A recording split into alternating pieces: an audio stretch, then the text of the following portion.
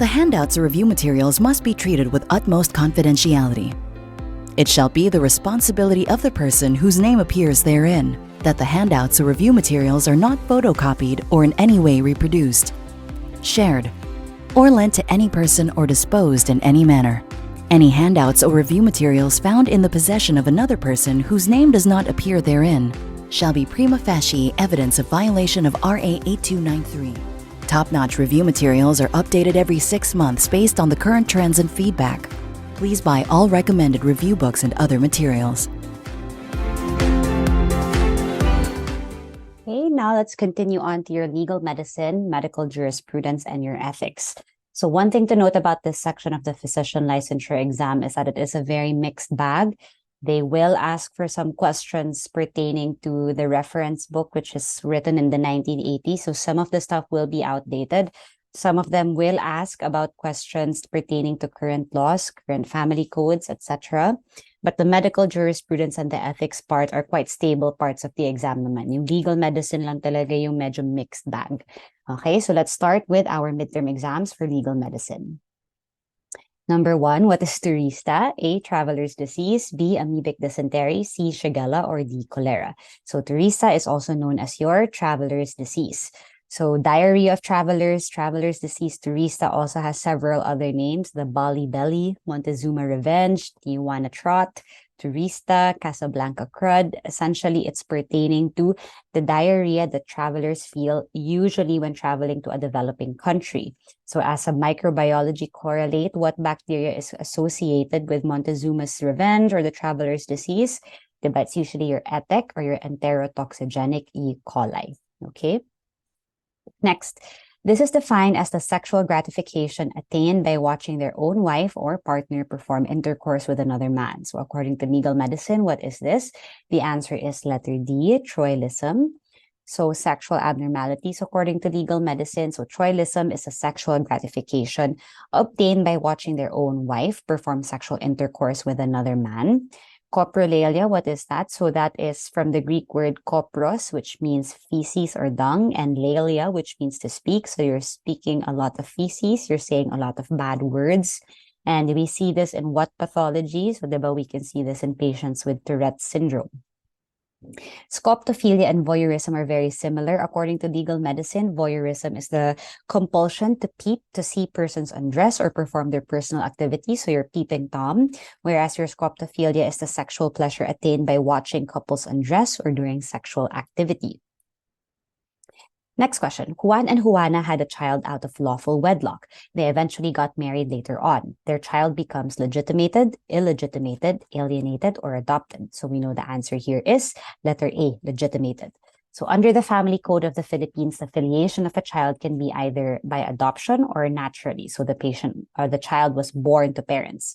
Now, if the child was born naturally, it can be either a legitimate child or an illegitimate child. Essentially, it just means if you're illegitimate, you were conceived or born during the marriage of the parents.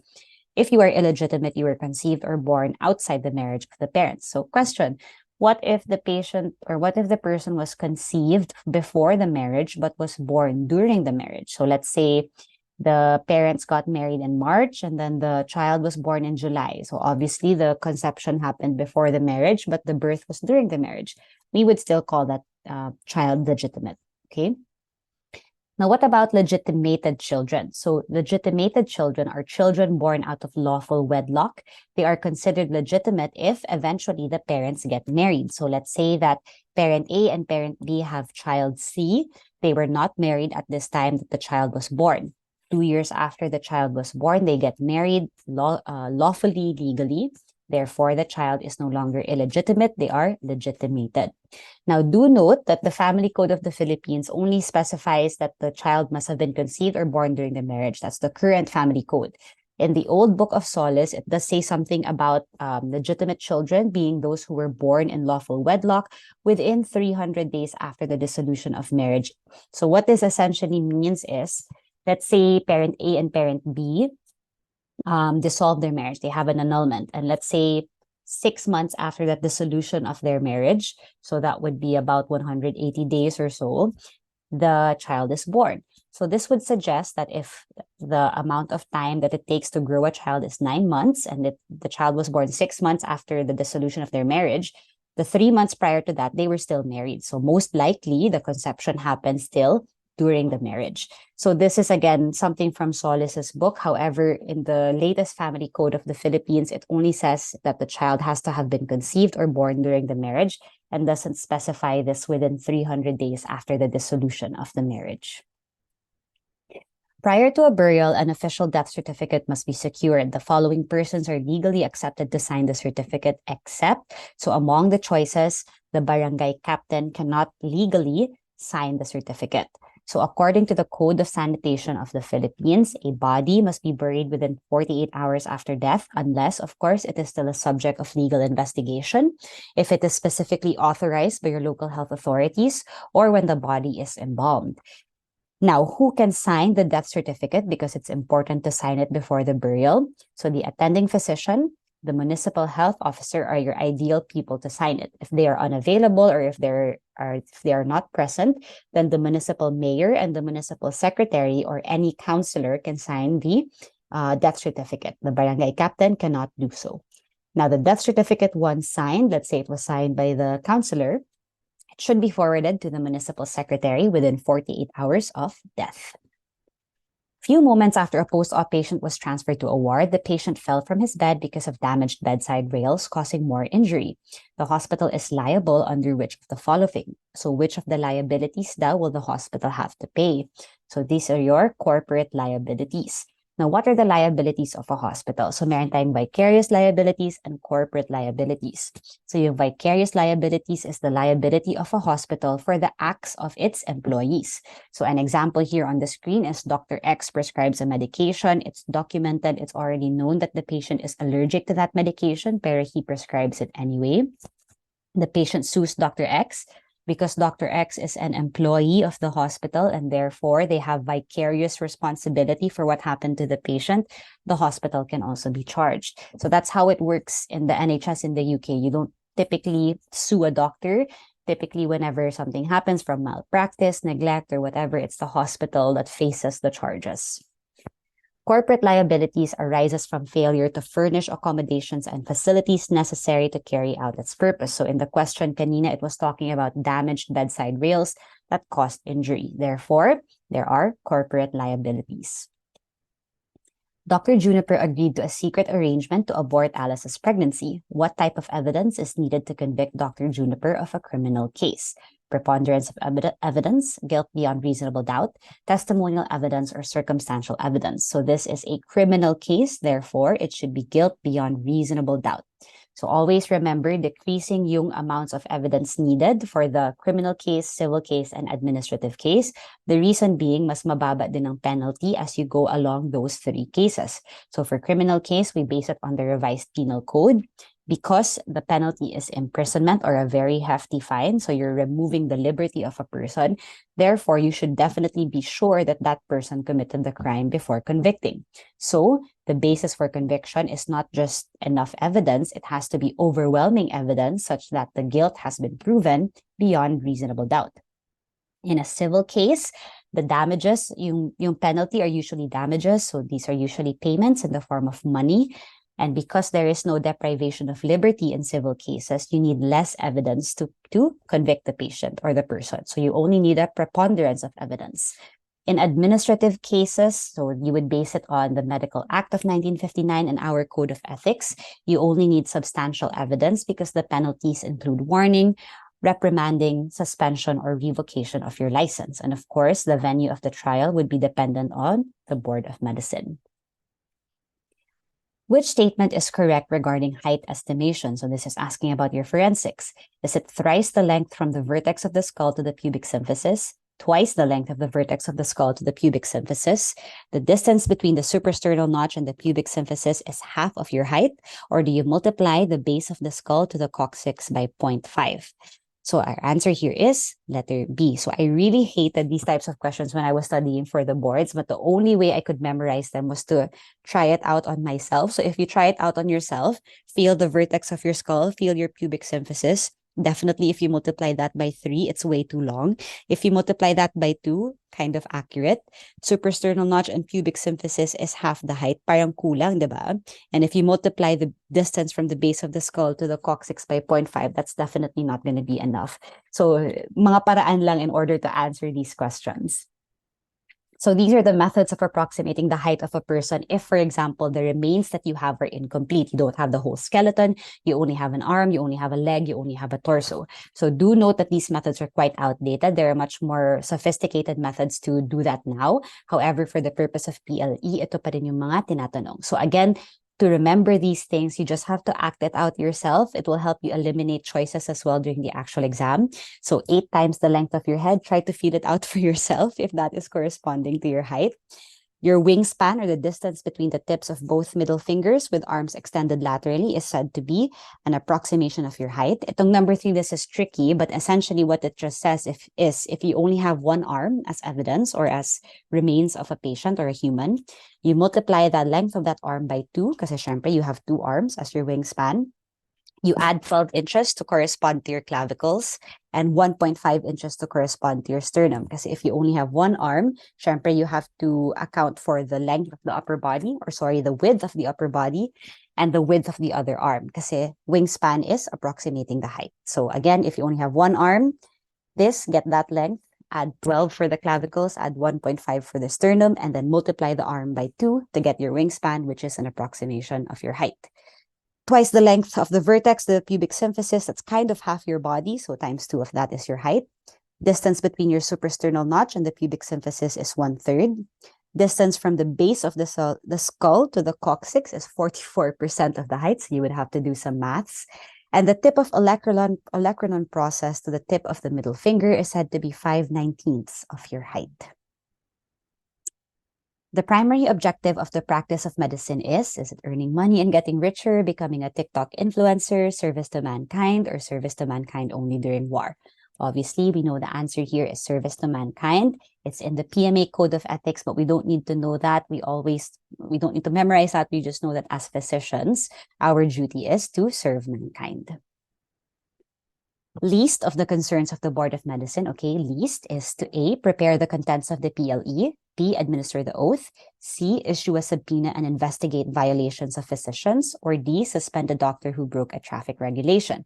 So it is not going to care as much about letter D, suspending a doctor who broke a traffic regulation. Remember, sino nga ba yung Board of Medicine? They are a group of people who are concerned with the standardization and regulation of medical education, and they also have the authority to pass qualifications and to determine fitness of applicants to practice medicine.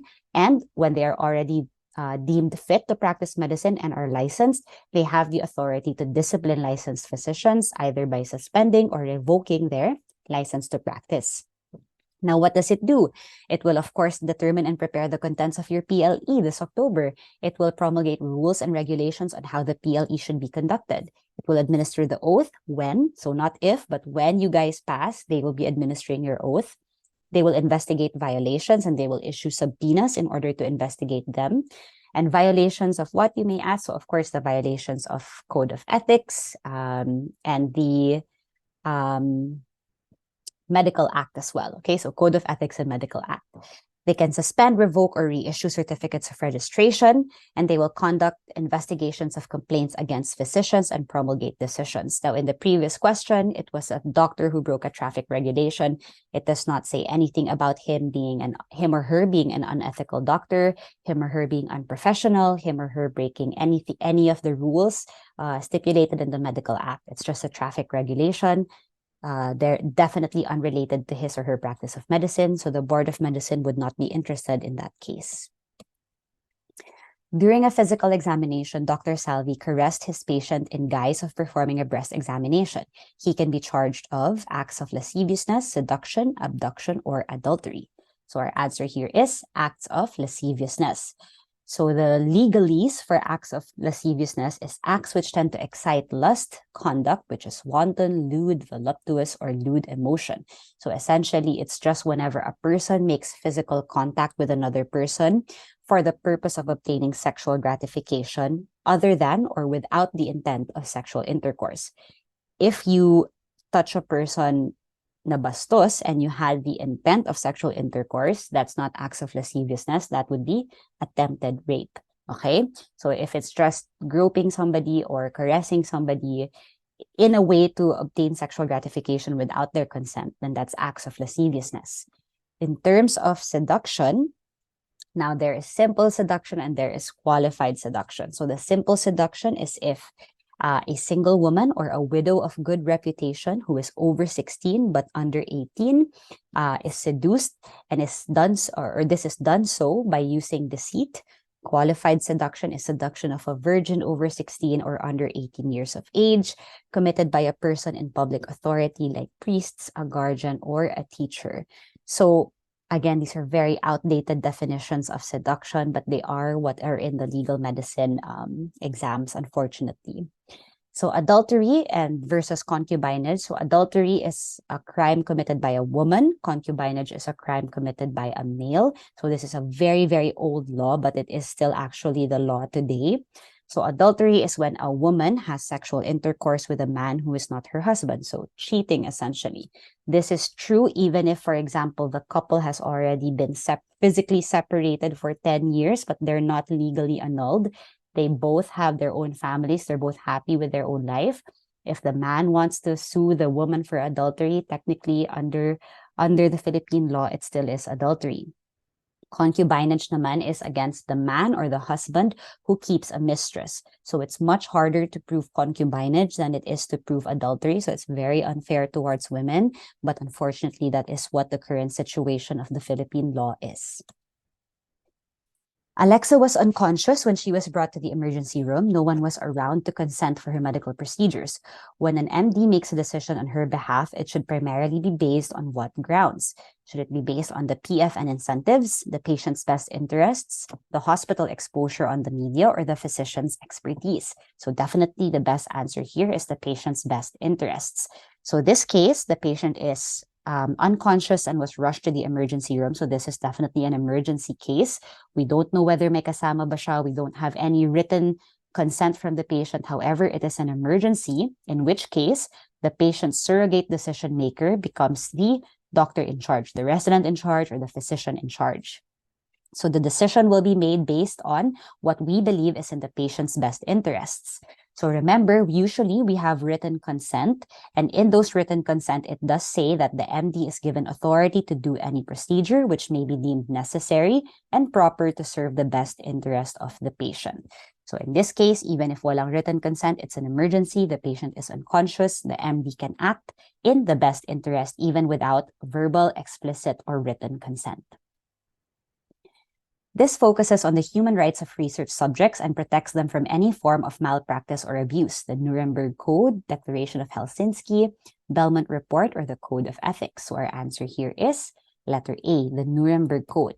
So, okay, how do we remember all of these? Remember, in research and ethics, ito yung tatlo na very important to remember. Nuremberg Code, Declaration of Helsinki, and Belmont Report. I have highlighted the only lines that you need to remember to answer everything with testmanship.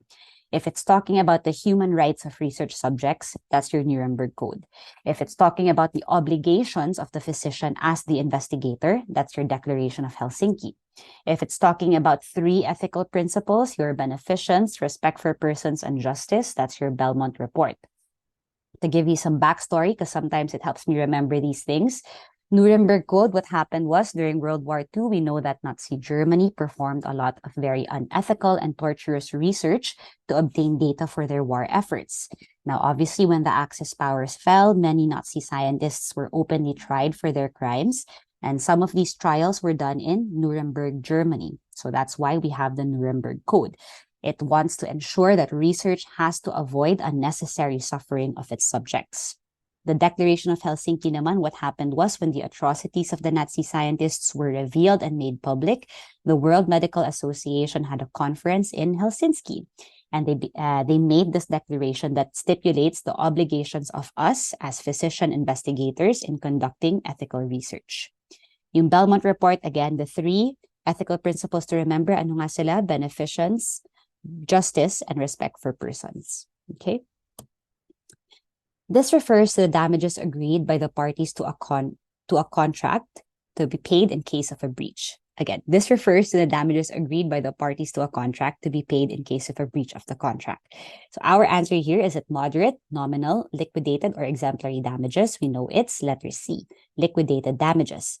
So liquidated damages, essentially, ito yung pre-agreed, predetermined amount of money specified in a contract. So let's say you and I, we have a contract that I will pay you 5,000 pesos if I don't fulfill my promise of doing XYZ. So it turns out the deadline has passed. I did not do XYZ. Therefore, according to the contract, I have to pay you damages worth 5,000 pesos. So it's that simple, liquidated damages. Nominal damages is a bit more complicated. So what is it? It's a small amount awarded to the plaintiff whenever there is no substantial loss or injury to be compensated. But the law recognizes a technical invasion of the right or a breach of the defendant's duty. So what happens is, whenever, let's say, may kasalanan ako sa'yo, however, it did not result in physical or bodily harm to you. It did not result in any financial loss for you. Pero I had a breach of my duty and I did sort of disrespect what I was supposed to, or disrespect your legal rights. The court can award you with nominal damages. So essentially, they serve as a recognition of wrongdoing rather than compensation for specific losses. Now, temperate or moderate damages, these aren't really used in modern law. However, their definition simply is, it is slightly more than nominal damages, but less than compensatory damages. So somewhere in between. And this is recovered when the court finds that some pecuniary loss has been suffered. So pecuniary loss just means financial loss.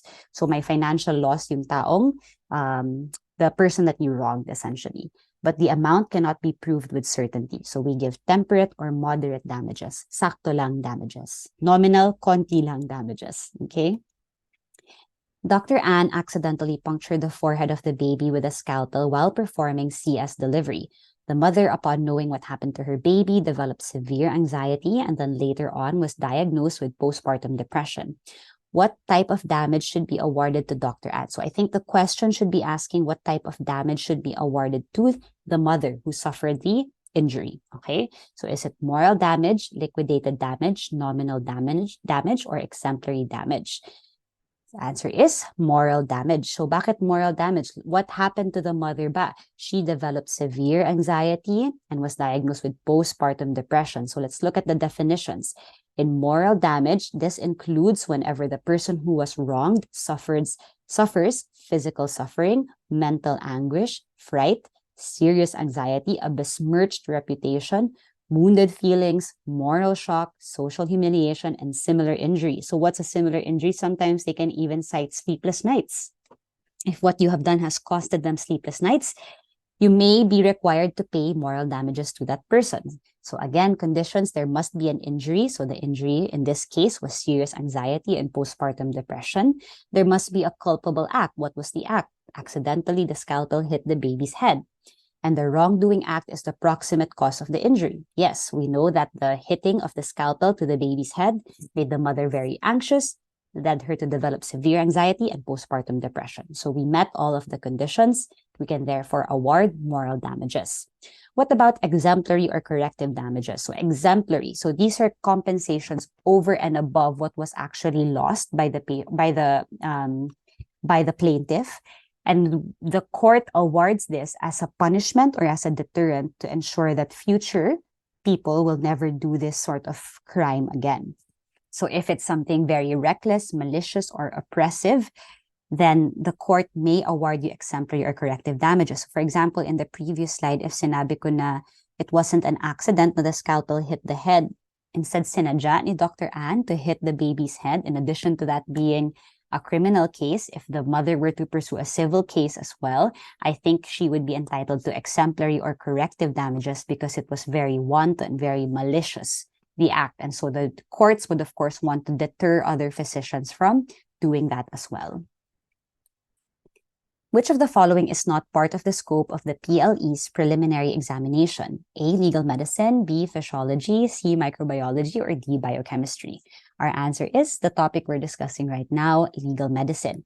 So remember that the usual PLE is over the course of 2 weekends, 6 subjects each. However, by law, actually, we can do a preliminary examination. So if you've completed the first 2 years of med school, you have good moral character, and you are at least 19 years old, you can take the first 4 exams. So just think of it as day 1 plus the first exam of day 2. So you get biochemistry, anatomy, microbiology, and physiology. You would then finish the rest of the subjects, which are legal med onwards, so legal med, patho, pharma, and all your clinicals, as the final exam, which you would do after having completed your internship. So again, this is actually an option, but I don't think anybody has ever done this in recent years. Most of us do the complete examination, which is where we do the 4-day examination, and we do it after completing 1 year of postgraduate internship. And we discuss all of these, or we answer the questions to all of these topics. Number 16, Bruno just broke up with his long-term girlfriend and has invited you for a drinking spree. After finishing a few bottles, you notice that he is already confused, dizzy, and disoriented. You advise that he's not anymore fit to drive a car. What is the degree of intoxication? 0.5%, 0.15 to 0.2%, 0.1 to 0.15%, 0.05%, and below. So what's the blood alcohol concentration? Our answer here is 0.1 to 0.15. The buzzword I think that examiners want you to pick up on is that he's no longer fit to drive a car, okay? So at a level of 0.1 to 0.15 gram percent, you are considered unfit to drive motor cars. So what are some laws regarding alcoholism? So intoxication is an alternative circumstance to criminal liability. Public scandal committed by a person while drunk is punishable by the law. Contracts, if you agree to a contract in a state of drunkenness, the contract can be voided. It's voidable. The law penalizing manufacture of liquor without a license is valid. The state may prevent some people from drinking highly spirited wine. So these are some provisions of our laws regarding alcoholism, okay? This term refers to pathologic fear of churches. Is it scolionophobia, claustrophobia, kinophobia, or ecclesiophobia? So I think you can tell from the name, the answer is letter D, ecclesiophobia. So some phobias, if it's a fear of the church, ecclesia, diba? Assembly or church, that's ecclesiophobia. Of an empty room, kinophobia. So it depends on the reference. Some people say kinophobia is fear of emptiness, fear of being alone, fear of the void. However, for the purpose of the exam, empty room, think kinophobia. And closed room, we know, is claustrophobia. And fear of school, scolionophobia. So it kind of makes sense. School is in the name. I think all of us had scolionophobia at one point in our lives. Next, true of corpus delicti, or the body of the crime, except it is A, physical evidence, it is B, objects or substances that are part of the body of the crime, C, it proves that the crime existed, or D, they link the suspect to the crime. So for the purpose of your legal medicine exam, the answer should be letter D. So what is corpus delicti, or the body of the crime? So they refer to the basic elements or evidence that must be present to establish that a crime has occurred. Essentially, before you can arrest or convict someone of a crime, the first step is to prove that the crime actually happened. So that is literally your corpus delicti, or the body of the crime. So these are objects or substances which may be a part of the body of the crime. So for example, if the crime is theft, something like the phone that was stolen, that was recovered, that is part of the body of the crime. It shows that something happened. Now, the previous answer was link the suspect to the crime. So this is not necessarily under corpus delicti. This is more under associative evidence, which would link the suspect to the crime. So if the phone that was stolen is part of your corpus delicti evidence, then fingerprints on the phone that are matched to the suspect would be something of associative evidence, because it would link the suspect to the crime that occurred. Number 19, this refers to the one's personal sense of own gender. Is it sexual orientation, gender identity, gender expression, or identity crisis? So the personal sense of own gender is your gender identity. So Harrison's actually has quite a long list of LGBT terminology and definitions. But gender identity is defined as a person's internal sense of being a man or male, woman or female, or another gender entirely. Okay. What about gender expression? So gender expression compared to gender identity is how you act, you dress, you speak, or you behave. It does not necessarily correspond to your assigned birth your assigned sex at birth or your gender identity. So for example, you could identify as a male, but you could express your gender in a more feminine way. So they don't necessarily have to be congruent with each other. During your first month as a moonlighter, you receive a subpoena ad testificandum. The court wants you to retell what actually happened during your consultation with the patient who is the plaintiff. You are considered an expert witness, ordinary witness, special witness, or eyewitness. In this case, you are just an ordinary witness. So bakit? The court just wants you to tell what happened during the conversation. Let's look at the physician as a court witness. It's just asking you to state the facts which came to your own perception. What did you see? What did you hear? What did you write? So what physical exam did you perform on the patient? I checked for the obturator sign. Versus if you were called in as an expert witness, they would actually ask you for your conclusions, your opinions, given the facts presented. So for example, what physical exam did you perform on the patient? I performed the obturator sign. Based on your expertise and the findings of your physical exam, what do you think the diagnosis is? So in that case, you're already being asked to give your expertise as a doctor. So for example, what can you say about the patient's response? When I checked the obturator sign, the patient showed discomfort or distress, which brought me to the conclusion that he most likely has an inflamed appendix. So see the difference? Ordinary witness, you're just telling them what you saw, what you touched, what you heard. Expert witness, you're giving your conclusions, you're giving your deductions. And you're giving your opinions to the court as well. Okay, so that's it for your legal medicine midterm exam. Okay, pathology. Chloride sweat test is used as a diagnostic test for which pathology condition? The correct answer is CF. So aside from knowing kung ano yung diagnostic test for CF, you also have to know kung ano yung diagnostic test for MG, Graves, and SLE. So for MG, so I wasn't able to find, hindi kasi sinabi explicitly sa Harrison's kung ano yung pang-confirm ng MG. But so I found this sa up to date, and sinasabi dito, the diagnosis of MG is confirmed by the presence of autoantibodies against HR or acetylcholine receptors. Okay? So it's also the same thing na minention sa first aid. Ang pathophysio na MG is may autoantibodies to postsynaptic HR or acetylcholine receptor. Okay? So yun yung pang-confirm sa MG. How about sa SLE? So sa SLE, ang ginagamit natin pang-diagnose is itong SLIC criteria na dapat is magkaroon ka ng total of 4 criteria out of these sa mga 1 point each dito, okay? The total of 4, but dapat at least one sa clinical manifestations and at least one sa immunologic manifestations for a total of 4. Okay? But again, sabi ko, as tulad ng sinabi ko sa IM lecture natin, the exception is kung meron kang renal biopsy that is red as lupus. So pag ganun yung meron kang renal biopsy red as lupus, you only need one autoantibody. So kahit dalawa lang yun, pwede mo nang tawagin na lupus yun. Kasi siya lang yung exception to the rule na you can have fewer than 4 criteria, pero dapat is meron ka, yung isa is renal biopsy. Okay. And then how about for Graves? So the diagnosis of Graves is clinical as well. So pag sinabing clinical, dapat may combination ka ng iba't ibang evidence for Graves. Like for example, symptoms of Graves, yung may heat intolerance, weight loss, tachycardia. The most common is tachycardia na sign.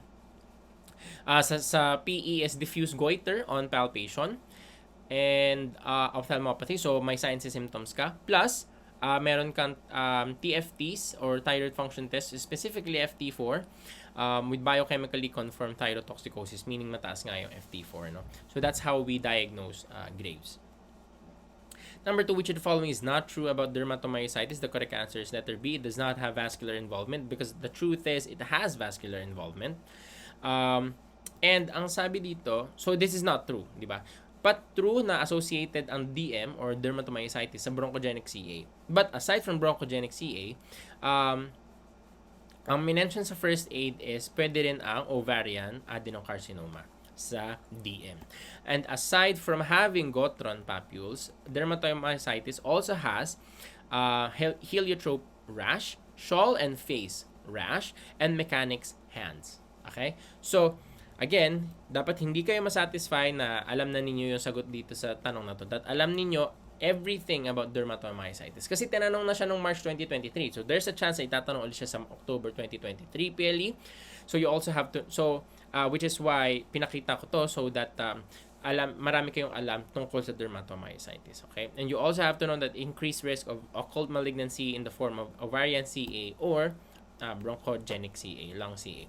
Number 3, which of the following presents endogenous antigens to CD8 plus cytotoxic T cells? The correct answer is letter A, MHC1. Okay, hindi B. Okay, sorry. The correct answer is letter A. Okay. Okay, so ang kailangan nyo maalala, meron tayong MHC1, MHC2. MHC1 presents endogenous antigens to CD8 plus cytotoxic T cells. So, imagine niyo 1 times 8. Okay? Kasi MHC1 is CD8 and si MHC2 is CD4. So 2 times 4 is 8 din. So pareha sila. So ito 8, ito 1 times 8 is 8, 2 times 4 is 8. So para hindi kayo malito na ang 1 is nagpe-present sa CD8 and si 2 is nagpe-present sa 4. Okay. Another thing na kailangan nyo maalala in terms of MHC is MHC1 presents endogenous antigens and si MHC2 presents exogenous antigens. Okay. And ang MHC1 is present in all nucleated cells. Samantalang si MHC2 is present lang sa APCs. Okay, so marami silang differences. Kailangan nyo maalala itong table na to. And another thing na gusto ko malaman niyo is MHC1 is associated siya sa beta-2 microglobulin. Why? Bakit beta-2 microglobulin specifically? Kasi, associated siya with amyloidosis. Meron tayong iba't ibang amyloidosis and what's associated with beta-2 microglobulin is yung dialysis-related amyloidosis. Aside from that, is ang serum beta-2 microglobulin is the single most powerful predictor of survival and can substitute for staging in patients with multiple myeloma. Okay, so kung tinanong itong MHC1 in the previous PLE, baka itanong na yung microglobulin or baka itanong yung microglobulin in the context of a patient with multiple myeloma. So you also have to know all these things, no? Von Hippel-Lindau is associated with hemangioblastoma. So aside from hemangioblastoma, von Hippel-Lindau is also associated with all other conditions like remembered by the mnemonic HARP. HARP stands for hemangioblastoma, angioblastoma, renal cell CA, RCC, and pheochromocytoma.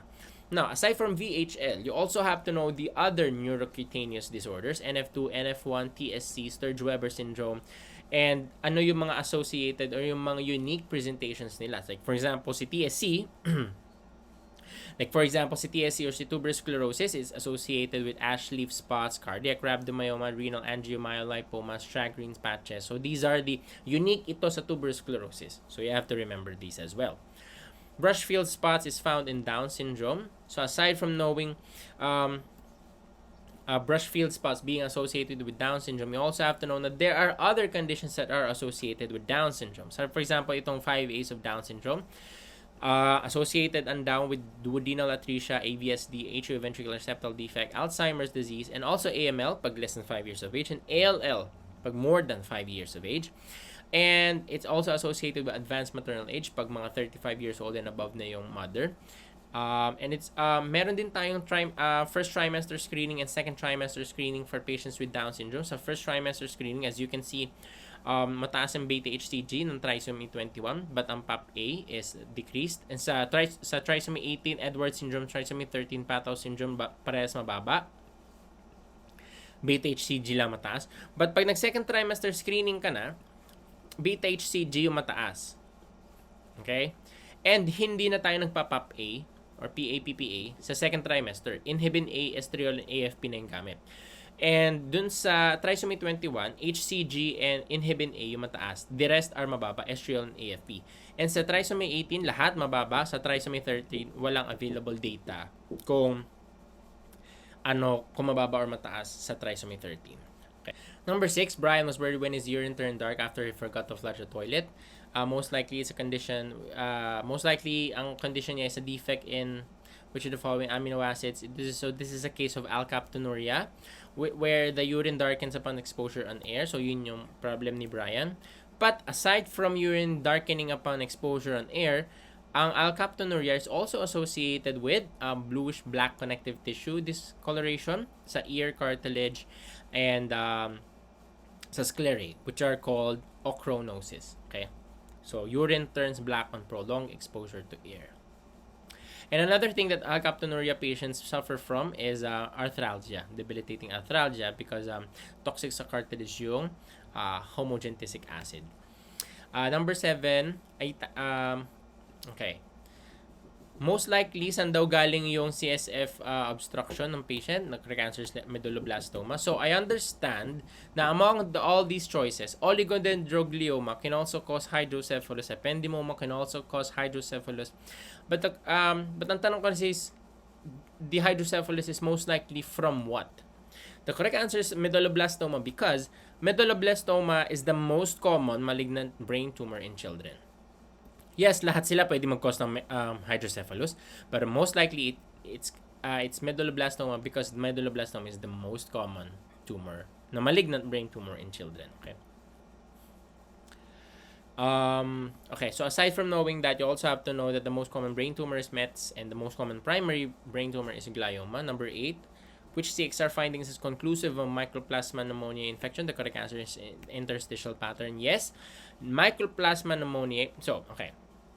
Before I discuss that, so the general rule for pneumonia is pag bacterial pneumonia, intraalveolar infiltrates, inflammation. Pag naman viral pneumonia, interstitial inflammation. And Mycoplasma pneumoniae, ang kanyang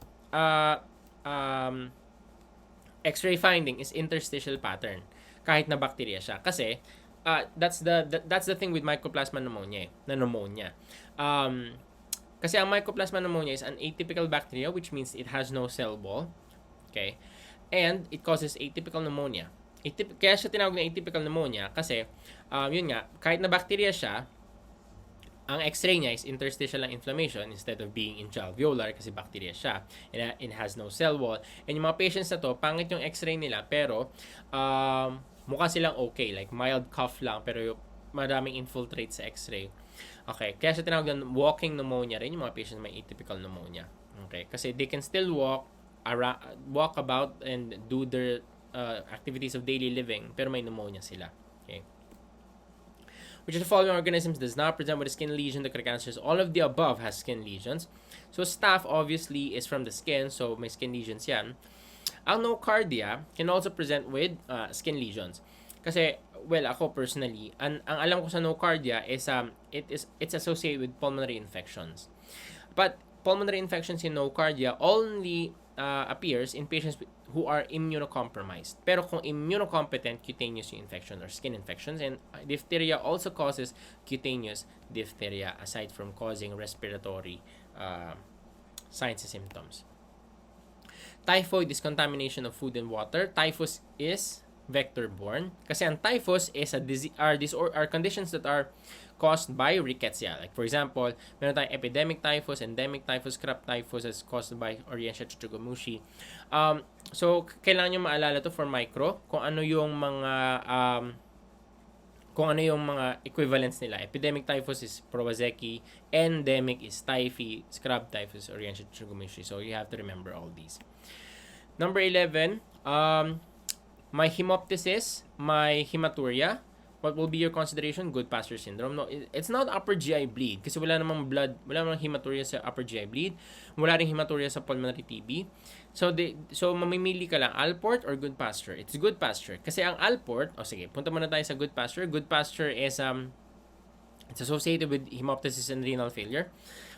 Ang Alport is an X-linked dominant condition that is associated with eye problems, tenga, eye problems, SNHL, sensory neural hearing loss, and glomerulonephritis. So, mata, tenga, and kidney. Si Goodpasture syndrome is lungs and kidney. Okay? So, si Alport syndrome is eyes, retinopathy, anterior lenticonus, hearing, tenga, SNHL, sensory neural hearing loss, and kidney, glomerulonephritis. So, it's remembered by the mnemonic, can't see, can't pee, can't hear a bee. Can't see, can't hear a bee, can't pee. Kasi hindi makaihi dahil may GN. Number 12, congenital anomalies in Potter sequence are due to the following etiologies except letter B, increased amniotic fluid. Kasi ang Potter sequence is, it all starts with oligohydramnios from whatever cause. Like, for example, renal agenesis, amniotic leak, leading to oligohydramnios, leading to fetal compression, and the signs and symptoms of Potter sequence. So, it's from oligohydramnios and not from increased amniotic fluid. It's the opposite of oligohydramnios. Number 13, traumatic VA, cannot remember anything. Correct answer is letter C, dissociative amnesia. So it's not dissociative fugue kasi fugue is defined as traveling away from home. Depersonalization, hindi rin. Kasi it's feelings of detachment or estrangement from one's own body. Hindi siya not remembering anything. It's also not early onset Alzheimer's. It's very acute kasi yung kanyang inability to remember anything. It's very acute, so which is right after yung VA niya. So it's most likely dissociative amnesia.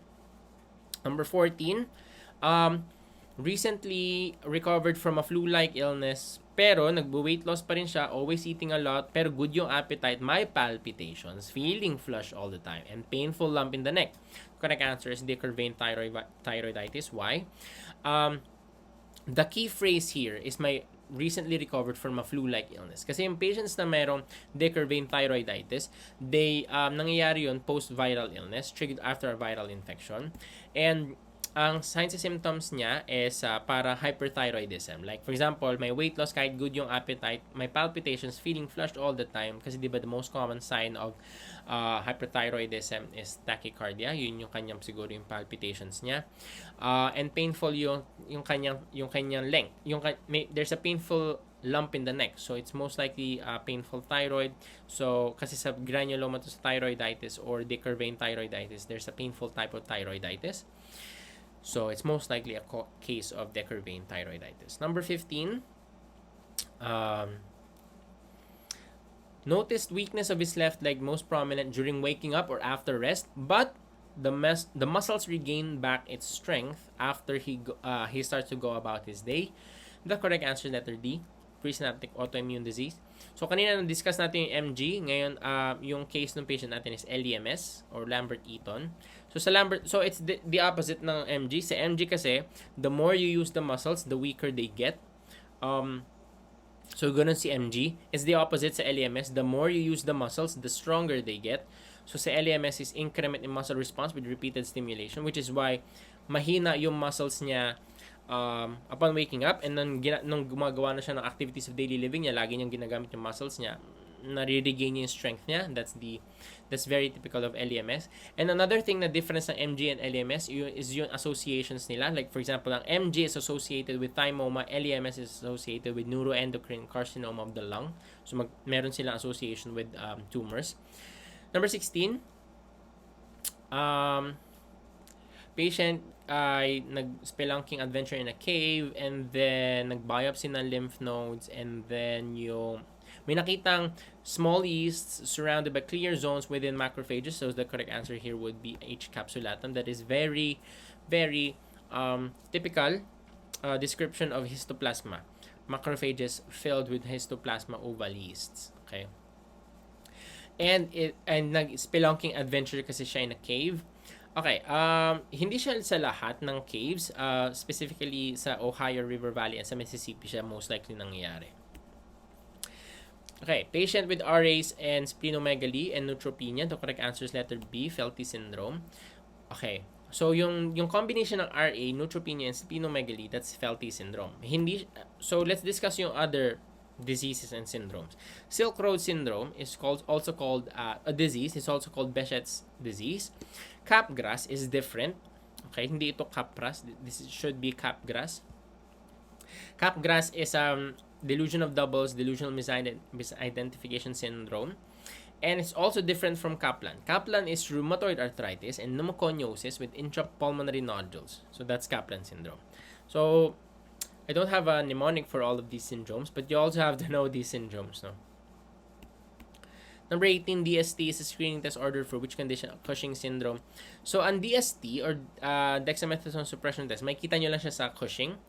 Ang incidentaloma is found incidentally when you're trying to find something sa abdomen pag nag-CT scan yung patient, for example, for an abdominal pain na hindi naman related sa dun sa incidentaloma. So, kung may pancreatitis, tapos necrotizing pancreatitis na nag-CT scan, tapos nakita incidentally na may adrenal gland tumor. So, the adrenal gland tumor is an incidentaloma.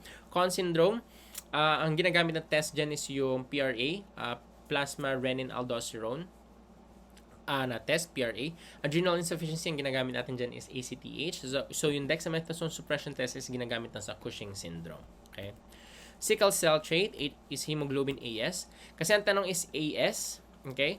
Ang tanong is sickle cell trait, so which is why sickle cell AS yung hemoglobin, kasi kung sickle cell disease, SS yung hemoglobin. Okay? Lastly, may mass revealing a papillary tumor with multiple small round laminated calcification. These are most likely a result of dystrophic calcification. So meron tayong dalawang klaseng calcifications. We have dystrophic and we also have metastatic. So yung dystrophic is yung associated with sa MOMA bodies, and hindi lang ovarian serous carcinoma yung associated with some MOMA bodies. There are also other conditions like papillary carcinoma of the thyroid, somatostatinoma. Okay, there are other that are associated with some MOMA bodies, and we also have metastatic calcifications which is associated with increased secretion of PTH, specifically PTH-RP, like for example in patients with squamous cell carcinoma of the lung. Okay, they secrete PTH-related peptide or PTH-RP, leading to increased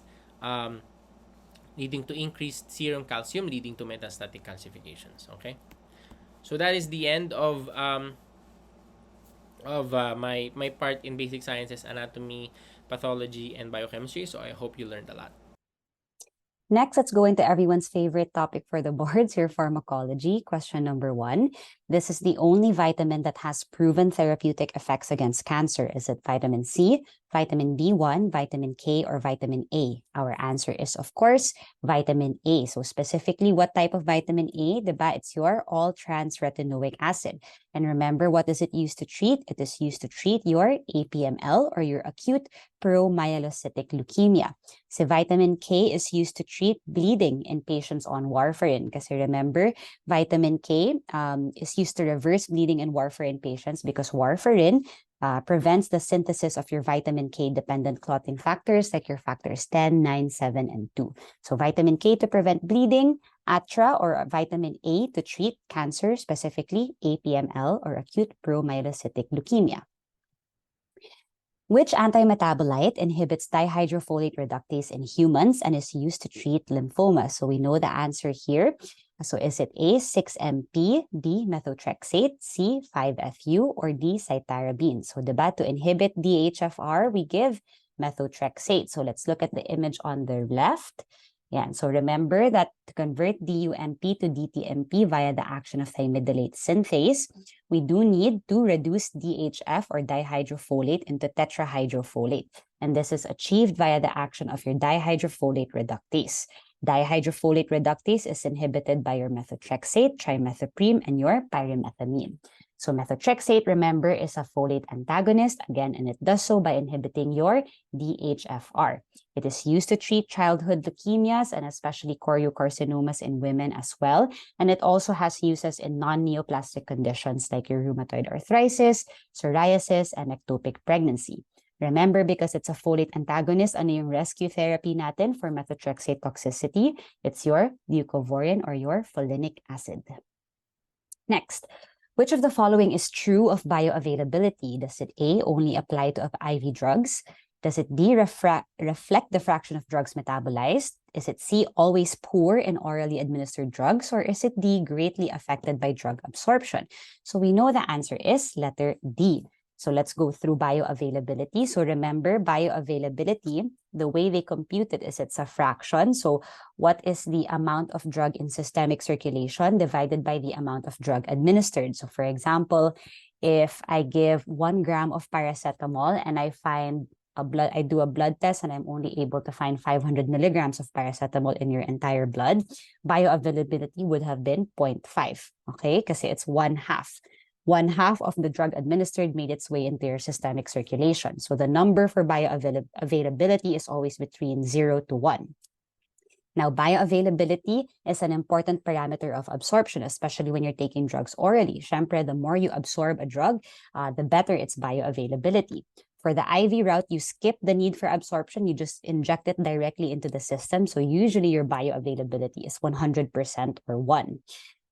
If you don't use the fraction that I mentioned, the more specific or the more accurate way to determine bioavailability is by computing the area under the plasma concentration curve, which you don't need to know naman for the boards.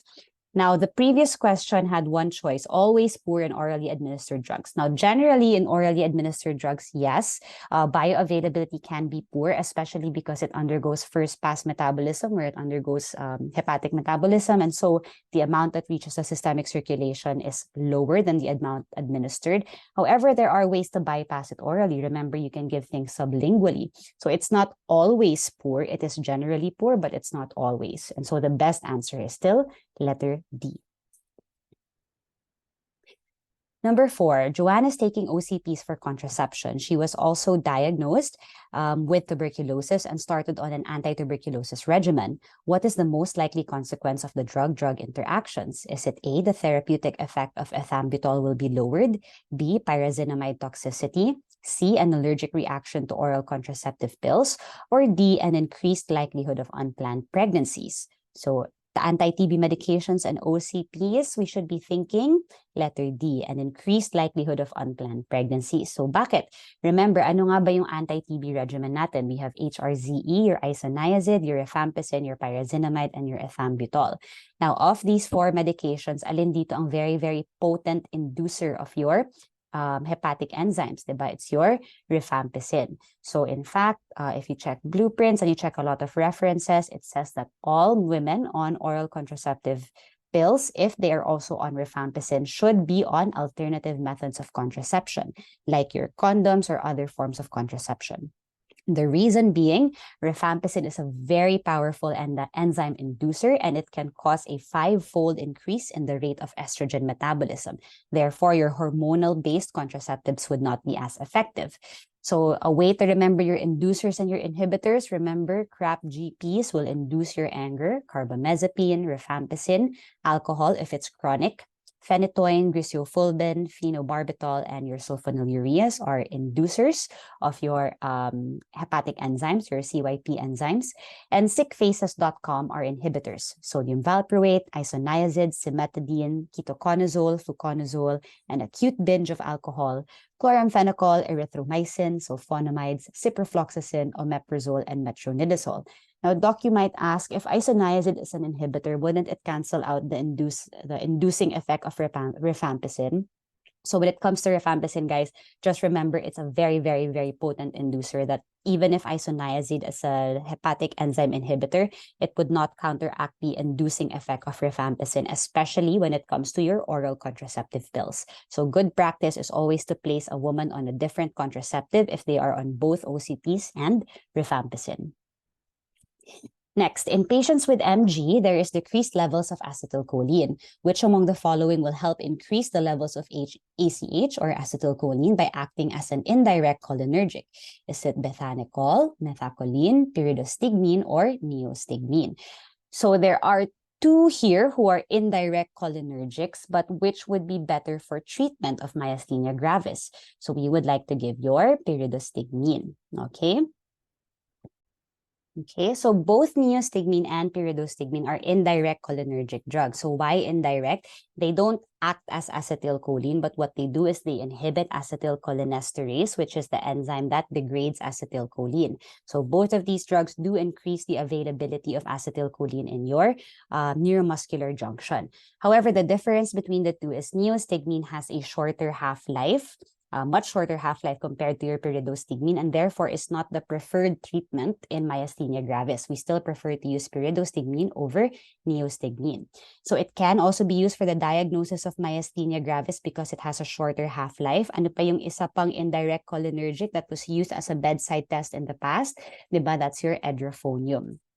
Pyridostigmine, again, increases the muscle strength and also does not penetrate the central nervous system and so has fewer undesirable side effects. It is used to treat myasthenia gravis. Okay, remember that.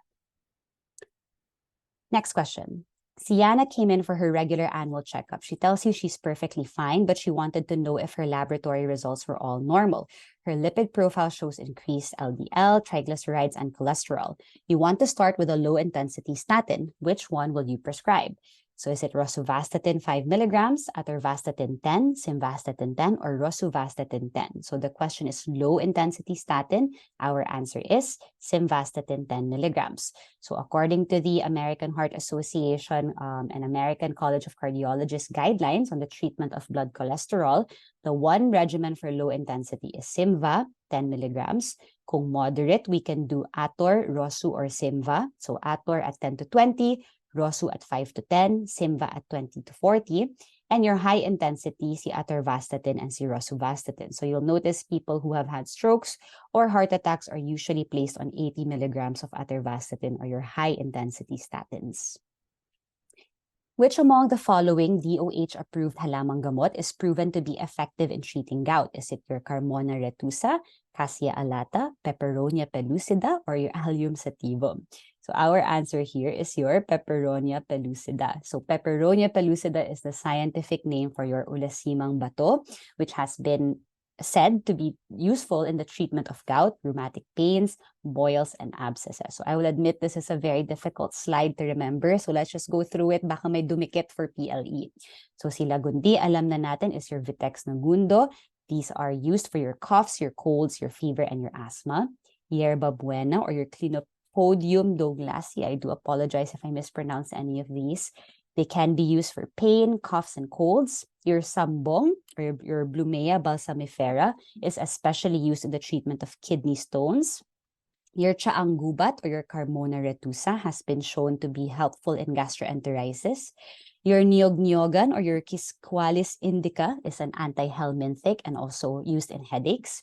Your Acapulco or your Cassia alata is used as antifungal.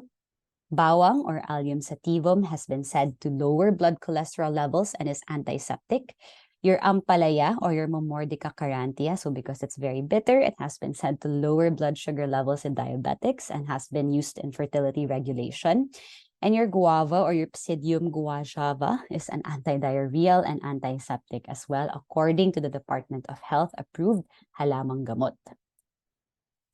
You were on emergency duty at 3 a.m. when you were woken up by the triage nurse, and she endorsed a 22-year-old female medical student complaining of a severe headache, palpitations, restlessness, fever, and confusion.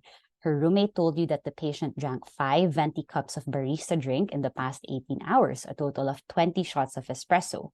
What antidote will you administer? Is it esmolol, bicarbonate, naloxone, or glucose? So this is a patient suffering from likely caffeine overdose with severe sympathetic overdrive. So we would want to give a beta blocker like your esmolol, letter A. So the antidote to caffeine overdose are your beta blockers. They help reverse some of the sympathetic symptoms. So esmolol is a very short-acting beta blocker, and we can give it intravenously. And according to Harrison's, when you have an overdose of your methylxanthines, including your caffeine, we should give a beta blocker like your propranolol. So since wala si propranolol sa options, we go with the next best option, which is another beta blocker like esmolol. Which antiviral medication used in mild to moderate COVID acts by inactivating mutations known as viral error catastrophe? Is it remdesivir, molnupiravir, tocilizumab, or baricitinib? Our answer here is molnupiravir. So the treatments for COVID-19, so si remdesivir, it's a nucleoside analog that competes with ATP for incorporation into newly synthesized viral RNA. Si tocilizumab, so diba, TOS6, it's an IL-6 receptor inhibitor and it's a monoclonal antibody, kaya MAB. Si baricitinib, so si IB, yung mga small molecular inhibitors natin, is a JAK inhibitor or a Janus kinase inhibitor. And si molnupiravir, so what it does is when it is incorporated into the genome of the new virons, they result in accumulations of inactivating mutations. So these inactivating mutations are known as viral error catastrophes. These build up into the viral cells and the viruses die. So typically, we only prescribe this if it's within 5 days of symptom onset among non-hospitalized adult patients who are at risk of developing severe COVID. Okay, so si TOS-C, remember TOS-6, IL-6, si inib, baricitinib, so because it's a small molecule inhibitor, it's a JAK inhibitor. Molnupiravir, again, causes viral error catastrophe, and si remdesivir is a nucleoside analog. Okay. Number 10, which tissue amoebicides has a known side effect of metallic taste? Is it your emetimib, your iodoquinol, your metronidazole, or your nitazoxanide? So our answer here for side effect of metallic taste and being a tissue amoebicide is your letter C, metronidazole. So let's go through some of the drugs. Let's eliminate them. Emetimib, sino yan? So it's not really a drug, diba? The drug we know is ezetimibe. So that is a anti-cholesterol drug where it decreases the absorption of cholesterol at the brush border of your intestines. Si iodoquinol is an anti-protozoal, but it doesn't have the side effect of the metallic taste. And si nitazoxanide is also an intestinal anti-protozoal. It can be used in the treatment of your cryptosporidium and your giardia, causing diarrhea. So the best answer here for the side effect of metallic taste, very notorious for this, is your metronidazole.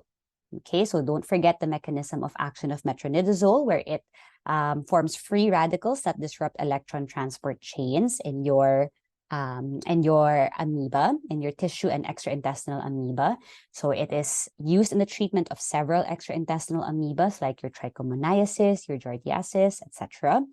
And one of the side effects, very common, GI irritation, and also the metallic taste, the weird metallic taste.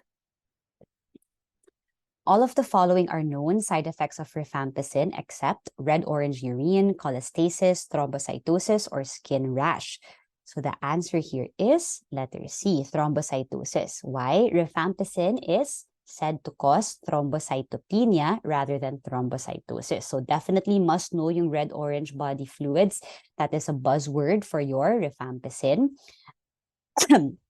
Another really important thing to know about rifampicin, as I mentioned earlier, it is a very potent inducer of your hepatic enzyme. So please don't forget rifampicin, red-orange body fluids, thrombocytopenia, and not thrombocytosis, not thrombocytosis, and very, very potent induction of your hepatic enzymes. Next question. Cough inhibition by dextromethorphan is achieved through action on the cough centers located in the lungs, the throat, the brain, or the carotid. Dextromethorphan is a centrally acting antitussive, so it acts on the letter C, the brain. So remember that dextromethorphan is actually an opioid, so it decreases the sensitivity of the medullary centers, of your medullary cough centers to peripheral stimuli, so you lose the brain stimulation to trigger a cough. Now, one of the side effects is because it's an opioid, it does sometimes cause some constipation as well. However, of note, dextromethorphan has no addictive potential and no analgesic effect, which is why we can just offer dextromethorphan as something over the counter. Okay, all right. Number 13, Marites, who has been admitted for more than a week now, has developed pneumonia. Knowing the most common organism for this type of pneumonia, you're sure that the following antibiotics can be used except A, cefpirone, B, ceftazidime, C, cefuroxime, or D, ceftobiprole. So our answer here is letter C, cefuroxime. So remember, cefuroxime is a second-generation cephalosporin. And as we increase our generations of cephalosporins, we increase the gram-negative coverage. So the first and your second-generation cephalosporins have very, very poor activity against gram-negative bacteria, particularly against your Pseudomonal or your Pseudomonas bacteria. So your first and second generation cephalosporins have no anti-Pseudomonal activity. So what are the cephalosporins that do have anti-Pseudomonal activity or Pseudomonal coverage? So of your third generation cephalosporins, may dalawa lang. That is your Tazpera. So kapag may pera ka, you pay tax, ceftazidime, and cefoperazone. Okay? And then your fourth and your fifth generation antibiotics or fourth and fifth generation cephalosporins also have anti-Pseudomonal coverage. Your fourth generation can be remembered by pi, so cefepime, cefpirome. Okay, so yun yung fourth generation nyo. And yung fifth generation nyo, the way I remember it is because it's the fifth generation, pinaka-high level, they have Rolls Royces. Okay, so roll, ceftobiroll, ceftarolin. So in addition to anti-pseudomonal activity, what else does the fifth generation cephalosporin family have? Remember, they also have anti-MRSA activity. So in addition to anti-pseudomonal activity, they also have anti-MRSA activity. Okay, so don't forget the cephalosporins with pseudomonal coverage, Tazpera, Pi, and Roll. Okay. This drug inhibits the conversion of levodopa to dopamine outside the brain, thereby decreasing the side effects and increasing the availability of levodopa for transport inside the brain.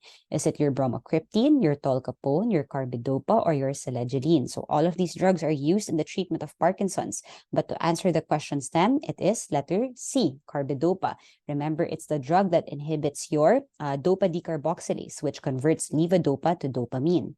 So let's review the drugs used for your Parkinson's. Remember that we cannot give dopamine itself in patients with Parkinson's, primarily because dopamine doesn't cross the blood-brain barrier effectively. And so medyo useless siya if you give it to somebody with Parkinson's. Furthermore, if you give dopamine peripherally, you are prone to developing the side effects of excess dopamine.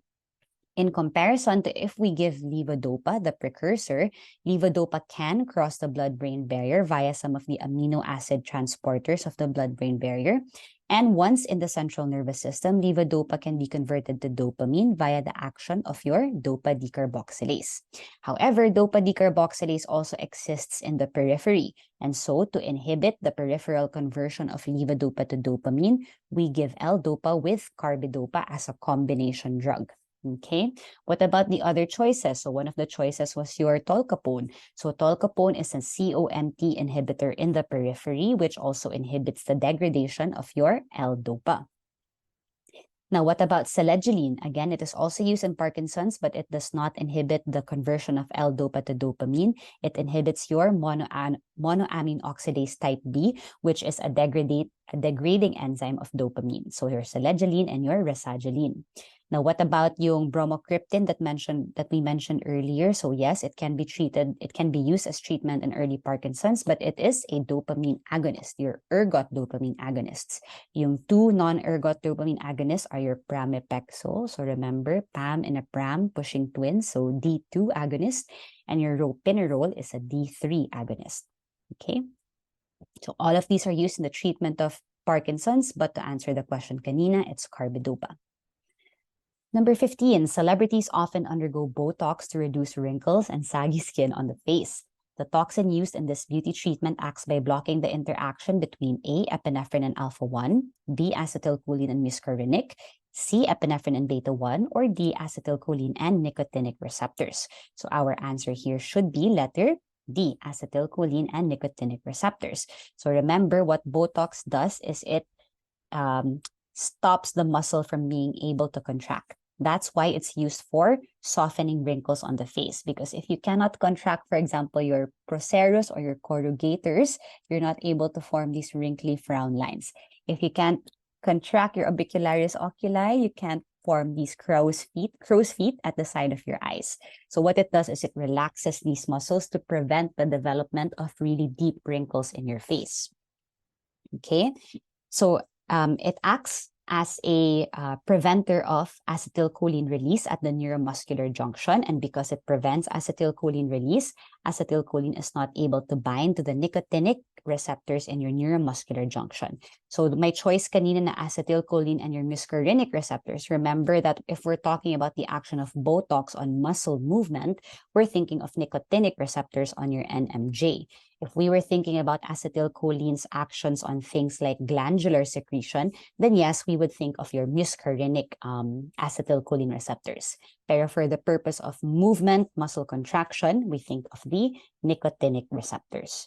So other inhibitors, other cholinergic inhibitors, you have your synthesis inhibitors like hemicolinium, storage inhibitors like besamicol, release inhibitors like your botulinum toxin, and inhibitors of metabolism if your acetylcholinesterase like your neostigmine. So this actually increases acetylcholine. Next, all of the following drugs prolong the QT interval except ziprasidone, azithromycin, ranolazine, or amphotericin B. Our answer here is letter D, amphotericin B. So what are some of the drugs that prolong QT interval? So credits to Dr. Abraham for this mnemonic. So these are QT crams till it's done. So these are your quinones, quinolones, and quetiapine, your thioridazine, citalopram, ranolazine, which is one of the choices earlier, apomorphine, macrolides, cetron, and your ziprasidone. So si macrolides mo kasama si azithromycin. Okay? So out of all of those options kanina, ang wala lang doon ay si amphotericin B. Jay has undergone a total thyroidectomy because of a diagnosis of papillary thyroid carcinoma. What medication will you prescribe Jay that he has to take for his entire lifetime? Is it tapazole, propranolol, levothyroxine, or PTU? So of course, the answer here is levothyroxine because this patient is now having iatrogenic hypothyroidism because of a thyroidectomy. So we will have to supplement the thyroid hormones for the rest of Jay's life. Okay, so post-thyroidectomy patients should take lifetime maintenance of levothyroxine. So it makes sense, diba? Okay, number 18. Henry, who has a blood pressure of 220/80, was given a medication that lowers the blood pressure by vasodilation. However, when he tried to stand up, he almost fainted and his blood pressure dropped to 90/60. The medication given to him is most likely A, carvedilol, B, nicardipine, C, prazosin, or D, clonidine. So our answer here, which one is a very potent acting vasodilator and is really notorious for causing orthostatic hypotension? That is your alpha blocker, specifically your prazosin. Okay, so sympatholytic, so clonidine, for example, is a centrally acting sympatholytic. Pero when it comes to your selective alpha-1 blockers, orthostatic hypotension, sobrang notorious itong alpha-1 blockers mo. Your prazosin, doxazosin, terazosin, tamsulosin, silodosin, and alfuzosin. So in addition to being used for hypertension, remember there's an alpha receptor sa bladder neck, so it is also used in benign prostatic hyperplasia. Okay, so very important, orthostatic hypotension as your selective alpha-1 blockers. Okay. Next, the following are true of digoxin and digitoxin except A, digoxin has a shorter half-life, B, digitoxin has a longer half-life, C, digitoxin is renally excreted while digoxin is hepatically excreted, or the opposite, digoxin is renally excreted while digitoxin is hepatically excreted. So testmanship, we know that digoxin and A and B are saying the same thing. Kung shorter si digoxin, then malamang longer si digitoxin. So those are correct. So it's either C or D lang because they are opposite choices from each other. So the answer here is letter C.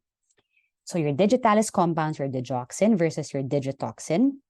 Digitoxin has a very, very high lipid solubility, which contributes to it having a very long half-life.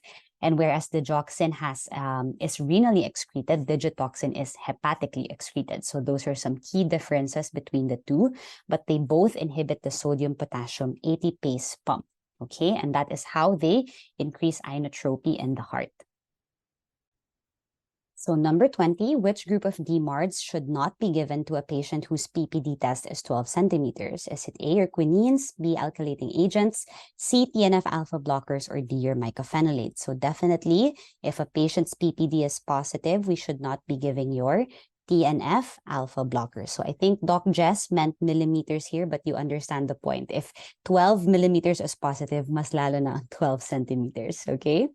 So remember your DMARDs or your immune modulators. One of the options we can use are your TNF-alpha blockers, so they are very effective in the treatment of rheumatic diseases, like your infliximab, adalimumab, etanercept, certolizumab, or golimumab. However, because they neutralize TNF-alpha, we also have to make sure that the patient does not have latent tuberculosis, because TNF-alpha is very important in containing the infection. So if we prevent TNF-alpha, we can turn latent tuberculosis into active, florid, widespread tuberculosis. Therefore, we screen everyone who is about to get an immune modulator by making sure that they don't have latent tuberculosis. So we can do a PPD test. In Filipinos, we are very high risk, so the cutoff is much smaller, so 10 millimeters, that should be millimeters. And for non-high risk populations, for example, Caucasians or people who live in areas where tuberculosis is not endemic, the cutoff is higher at 15 millimeters. 15 millimeters, okay? So kindly note that. All right, so that's it for your pharmacology questions. Okay, now let's go to surgery.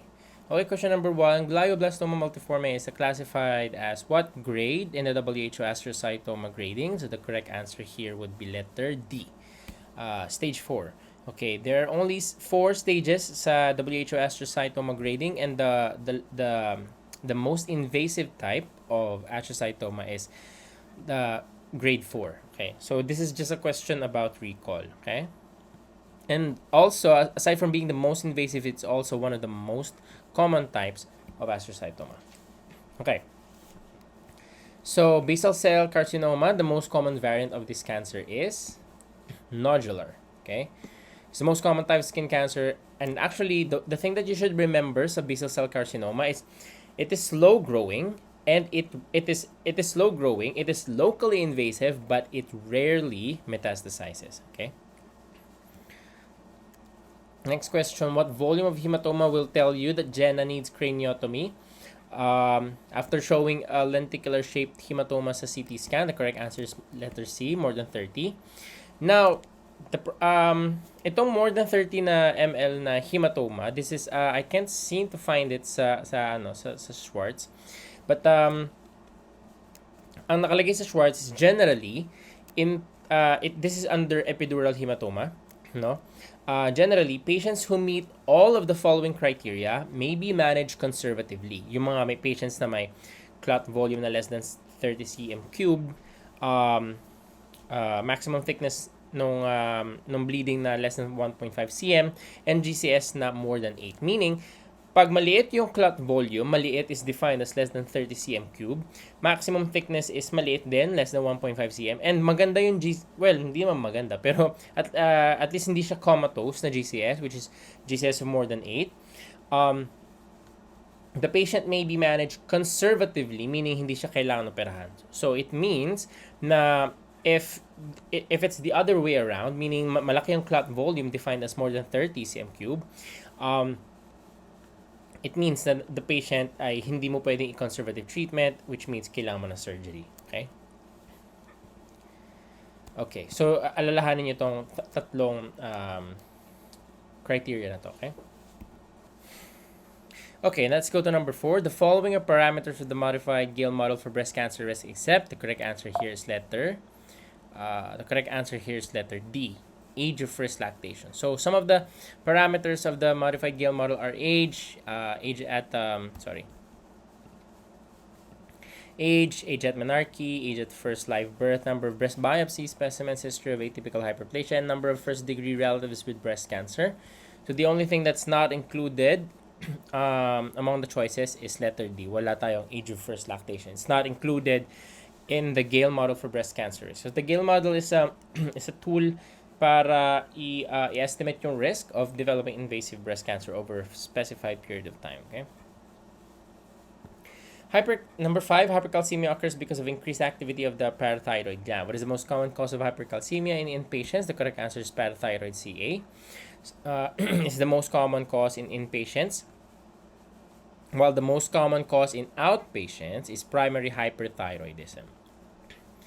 Next is which of the following page will you refer to a burn center? The correct answer is letter C. 16 male ambulatory third degree burn in the left hand. The reason for that is number 1, may third degree burn siya, and number 2, sa hands yung burn niya. So bakit hindi kailangan i-refer sa burn center si A? Well, hindi kailangan i-refer si A kasi partial thickness burn of 8% lang siya. 8% lang of his TBSA. So, yung dapat natin i-refer sa burn center is partial thickness sa more than 10%. Sa kanya 8. Okay, so hindi si A. Si B, how about si B? Second degree in the chest. Okay? Okay, so dito walang naka-include na paano pag second degree burn in the chest. Okay? And wala rin naka-include kung ilan yung kung ilang tag dito, kung ilang percent ang na-burn dun sa chest, no? Hindi in-include. And it's the same thing with letter D, second degree burn in the back, pero hindi sinabi kung buong back ba yung na-burn, no? So, the best answer to this question is number 1, third degree burn and sa left hand. Okay, third degree burn left hand, referral to a burn center. So, you also have to memorize the rest of the indications for referral to a burn center that's included in this table. Okay. Number 7, your patient is diagnosed with FIA, fistula in anal, using the good cells rule. You know that the course of a fistula located 4 cm from the anus anterior to the transverse line is a curved path. So there are three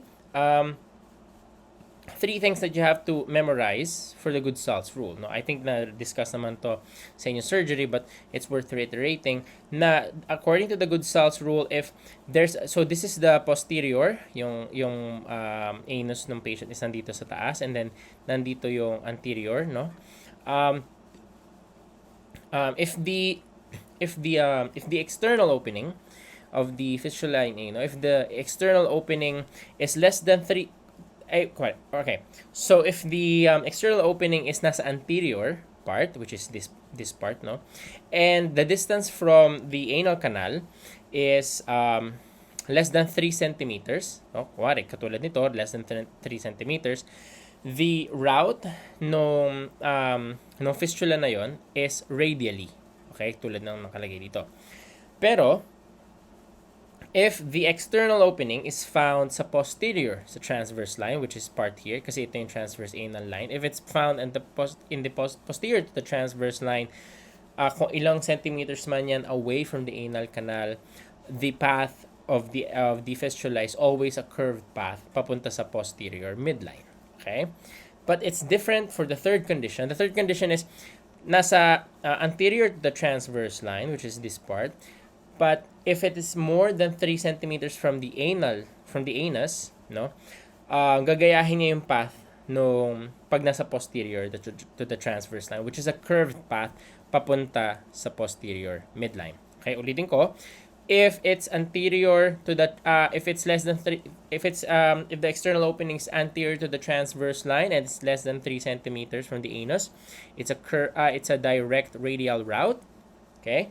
But if it's more than 3 centimeters, like for example 4 centimeters from here or 5 centimeters from here, from the anus,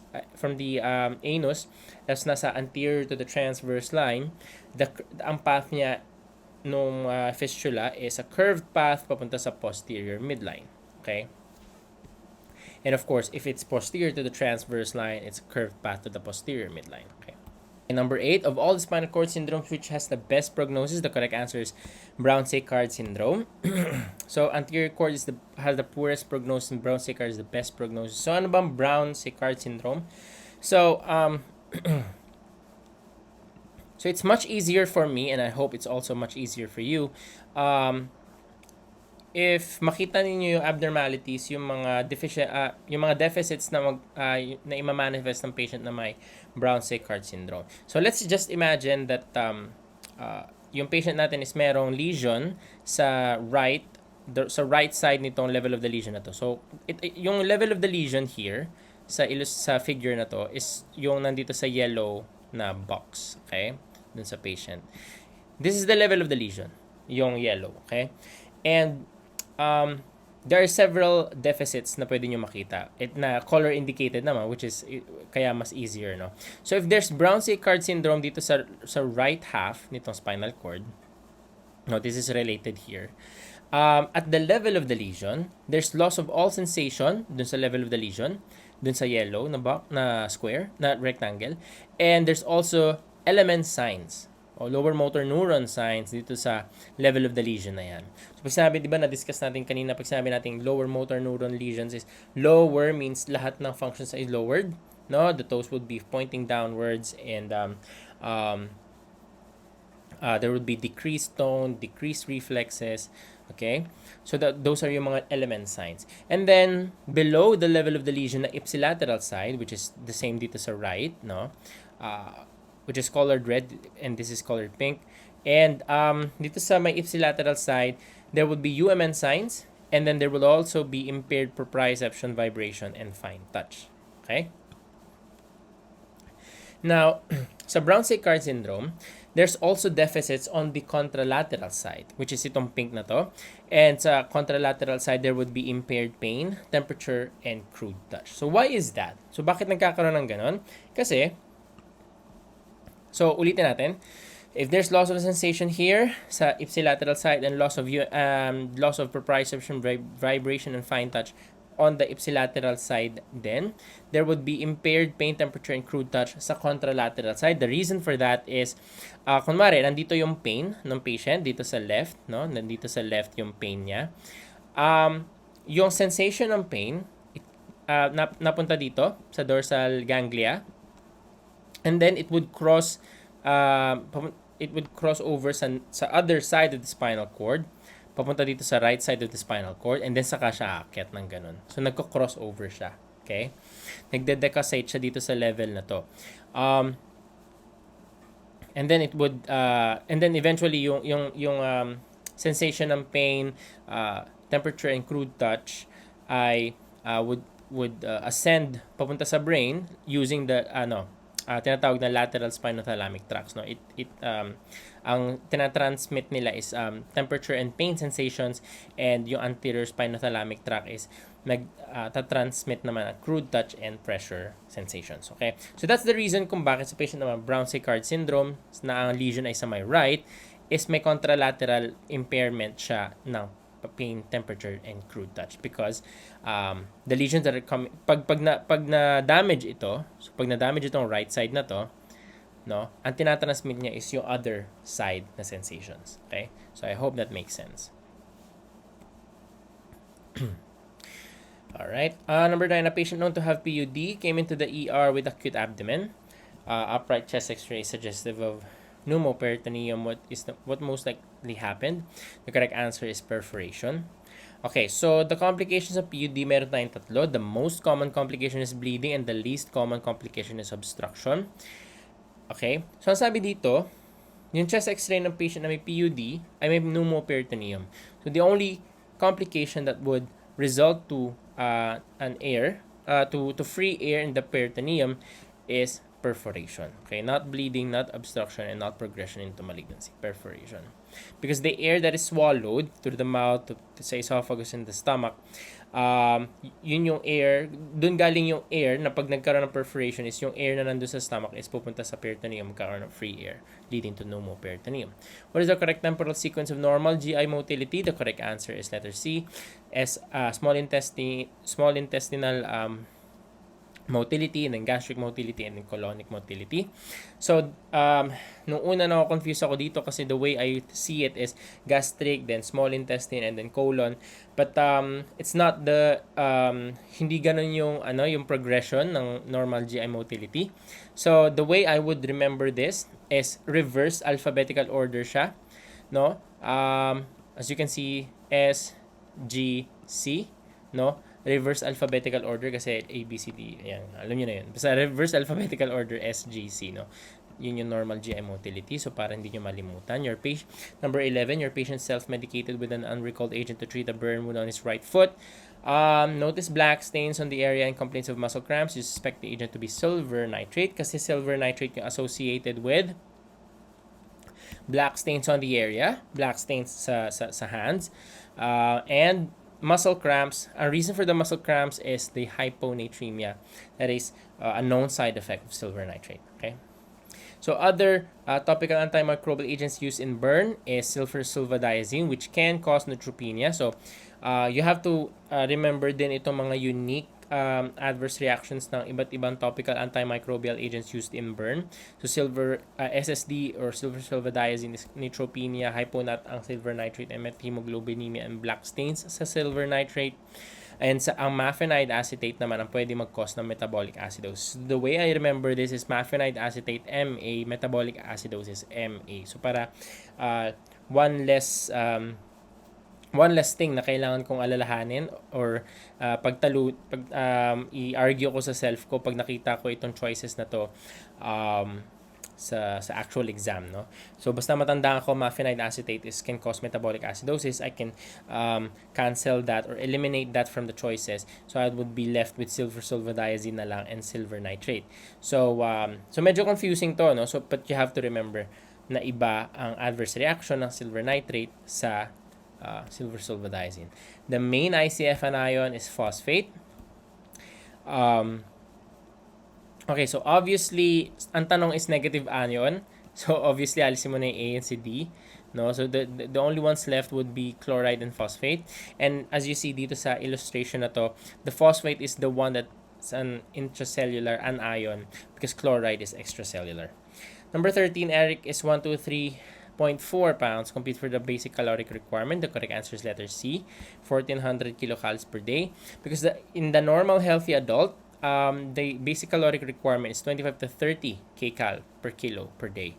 Okay? So the way na mako-compute nyo yan is i-convert nyo muna yung kilos at yung pounds na 1 to 3.4 pounds to kilos. So 1 to 3.4 divided by 2.2, that's 56 kilos. And if we would place Eric to sa lower side ng kilocalories per kilo per day na basic caloric requirement, so that will be 56 times 25, that's 1400, no? Okay. Kilocalories per day. So, number 14, in a patient with known factor 7 deficiency, what coagulation panel results will you expect? The correct answer is the correct answer is letter C, increased PT and normal PTT. Okay. So, ang prothrombin time, it tests the extrinsic pathway, while the APTT tests for the intrinsic pathway. So, the way I would remember this is that you have to remember, you play tennis outside, no? Outside or extrinsic pathway. And then, di ba sabi natin PTT, no? Ang APTT naman, ang tinetest niya is intrinsic pathway, di ba? Intrinsic pathway. Okay. And then you play table tennis inside, di ba? Kasi ang tinetest niya is intrinsic pathway. Okay, sabihin ko lang ulit. Prothrombin time, you play tennis outside or extrinsic pathway ang tinetest ng prothrombin time. And then APTT, you play table tennis inside kasi ang tinetest ng APTT is intrinsic pathway. Okay, so para hindi nyo ma-confuse yung dalawa. Okay, number 15, 2 hours after undergoing blood transfusion, Miguel suddenly developed shortness of breath, palpitations, and feel like he's about to faint. At the ER, his BP is 90/60. What's the diagnosis? The correct answer is TRALI. So TRALI is the meaning of TRALI is transfusion-related acute lung injury. Okay, hindi siya circulatory overload. I'm very sorry for this. Okay, transfusion-related acute lung injury. Okay, and ang presentation ng TRALI is hypoxemia, tachycardia, and hypotension. Okay. And sa chest X-ray, it would show as bilateral infiltrates, and this is the mechanism for TRALI. Okay, so pwede kayo ma-confuse sa TRALI and sa TACO. Okay, so si TACO, ang ibig sabihin ng TACO is transfusion-associated circulatory overload.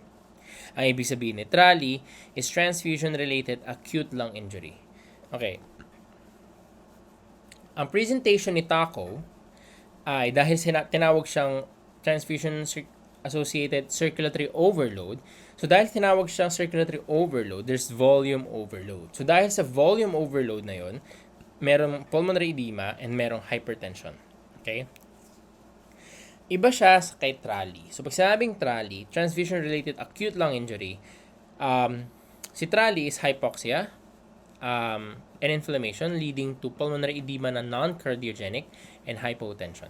So, kita nyo yung difference. Ito, volume overload. Kaya siya may pulmonary edema and hypertension. Kasi more volume means higher blood pressure. That's TACO. Si TRALI is non-cardiogenic pulmonary edema. Kasi may pulmonary edema rin siya, pero hindi siya dahil sa volume. And there's hypotension. Kasi kanina, si TACO is hypertension. Si TRALI is hypotension. Okay, so remember that. Magkaiba silang dalawa, si TACO and si TRALI.